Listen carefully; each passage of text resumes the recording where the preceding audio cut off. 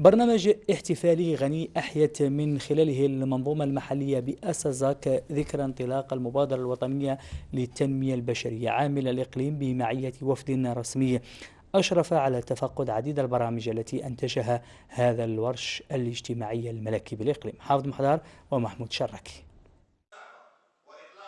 البرنامج الاحتفالي بذكرى المبادرة الوطنية للتنمية البشرية استهل من مقر عملة إقليم آسزاغ، حيث التأمت مكونات المنظومة المحلية في إطار لقاء تواصلي استعرض محصلة إنجازات البرنامج الرابع من المبادرة الوطنية للتنمية البشرية مع تسليط الضوء على محور صحة الأم والطفل. استعراض لامس أيضا أثر مشروع منصة الشباب الذي كان له الوقع الجيد على حصيلة المشاريع المخصصة لشباب المنطقة. هذه الذكرى التي تم التركيز فيها على محور هام وأساسي هو محور صحة الأم والطفل، الذي تم إنجاز فيه ما يناهز 11 مشروعا بما يناهز 2.53 مليون. من بين هذه المشاريع التي تم إنجازها مشاريع متعلقة بالقوافل الطبية، ومشروع شراء جهاز لمراقبة نبض قلب الجنين، وكذلك البرنامج الرابع الذي ركز على العنصر البشري في محور الطفولة ومحور التعليم الأولي وكذلك الدعم المدرسي. ميدانيا أشرف الوفد الرسمي بمدينة ياسا على تدشين وحدتين للتعليم الأولي.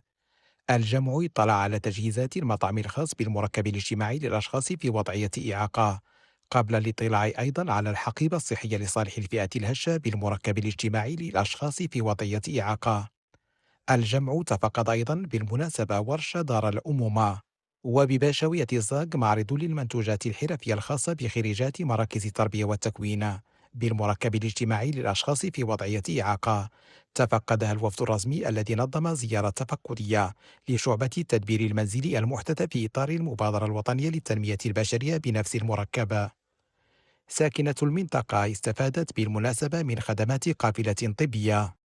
تخليدا للذكرى 19 لإعطاء الانطلاقة للمبادرة الوطنية، قافلة طبية متعددة تخصصات، يعني تقريبا كتضم 10 ديال التخصصات لفائدة ساكنة جماعة أو مدينة الزاق، وخصوصا كتستهدف خصوصا فئة الأم صحة الأم والطفل. تم اليوم تدشين مجموعة من وحدات التعليم الأولي بجماعة آسا. تم تدشين وحدتين التعليم الأولي تضم حجرتين دراسيتين، إضافة إلى جامعة زاق تم تدشين وحدة للتعليم الأولي.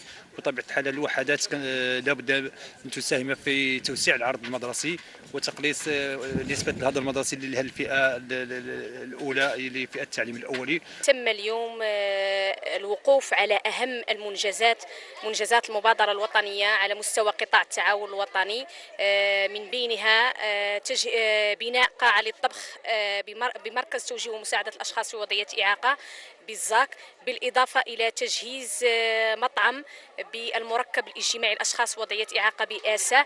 بالإضافة كان أيضا هناك حيز لفائدة المسنين من خلال توفير العدة الصحية. زيارة لورش بناء دار الأمومة بمدينة آسا في إطار الذكرى 19 لانطلاق المبادرة الوطنية للتنمية البشرية، وهذا المشروع تقدر تكلفته الإجمالية بمليون ديال الدرهم و321,348 ألف، وبمساحة مغطاة 260 متر مربع.